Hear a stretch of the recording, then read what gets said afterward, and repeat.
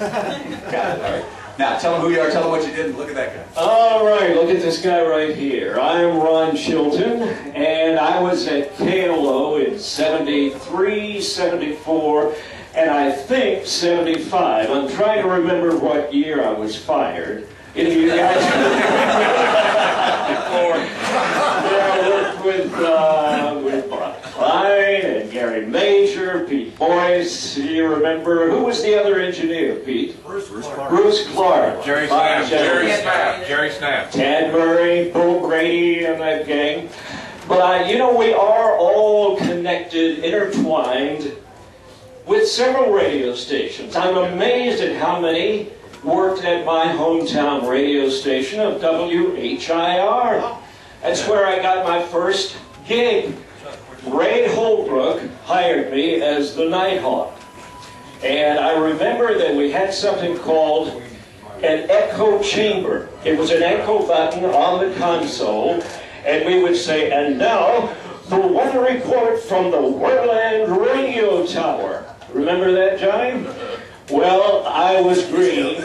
You still do. And one night, I did a 5-minute newscast with my elbow on the echo chamber button. True story, almost got fired. But at KLO, Ernie Guttridge hired me to be the manager of WKLO FM. Remember that gang? I do. And I used to come in, Gary did, I think, Bob, you remember that, and Bo Brady and Big Bill Love. And so Charlie and I tried to decide what we were going to do with an FM radio. Nobody knew about FM in those days. Hardly anyone had it in their cars. So we ordered 1,000 FM converters. We were selling them for $9.95. Keep that in mind.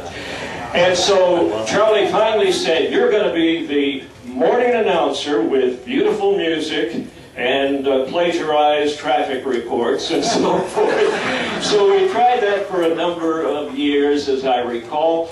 And I would come into the KLO studios where these hot DJs like Gary Major and Bob Klein, Bo Brady would see me go down in the dungeon. That's where the FM facility was. And they said, what the hell do you do down there? I said, you don't want to know. I chop up bodies. But we tried that for some years, and finally the ratings got so low that we couldn't sell the FM converters, and so we gave away 993 freaking FM converters. Thank you all for inviting me here tonight. It's been such a pleasure to see so many great-looking guys and ladies here. And I say... The gesture went through you. Went through you, absolutely. Personal. Keep on keeping on as long as you can. I will celebrate my 77th birthday in October. Wow. I have been a senior Olympic competitor for the last 15 years. At the last Kentucky State Olympic Games, I entered the 100, 200, 400, 800, 1,500 meters, shot put, discus, javelin, high jump, and long jump, and came away with 12 gold medals.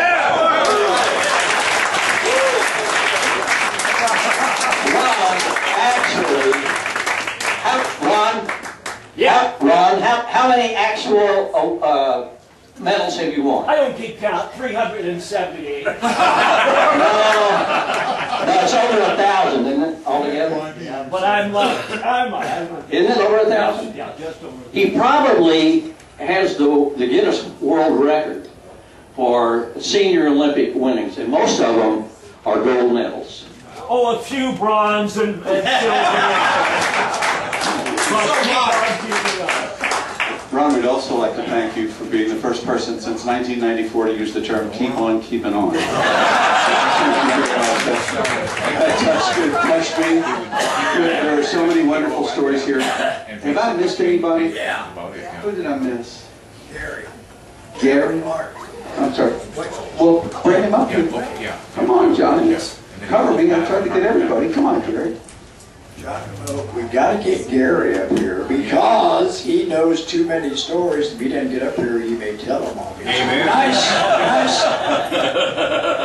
The most interesting story of my radio career. Hi, I'm Gary Clark. I worked at WAKY on 3 different times, 3 different occasions in like 2 years.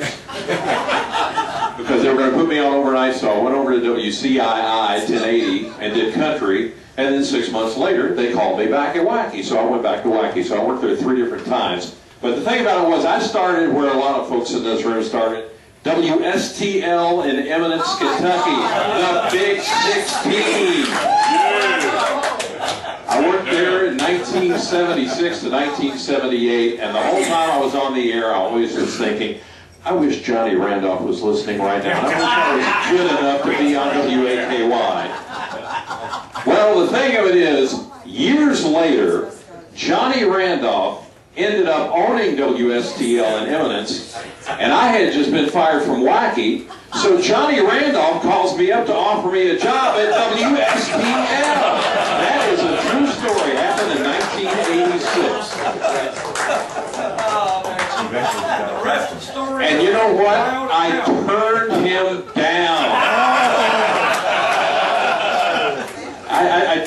It might have been a big mistake at the time, but I was let go of WAKY, and I had a girl that broke my heart, and I went into a deep depression for like 3 months, and then I got back into radio again, and life was wonderful. And you were talking about WKYW earlier, and I worked at, which is now WFIA, and I'm working there now, voice tracking mornings. I'm still doing morning radio, but I don't have to be into work till 9:30 thanks to computers. I am one of the few people that actually have embraced computers on the radio. I think some people use them a little too much, but it's nice to do morning drive and go into work at 9:30 in the morning. 1980. And then later I produced the Joe Elliott Show. So listen, 9:70 a.m. Monday through Friday, noon to 3. I got to give him credit because I was unemployed and he helped me get a job. He rescued me from unemployment. That's all I have to say tonight. Thank you, and Tom, Press, and Giacomo, thank you.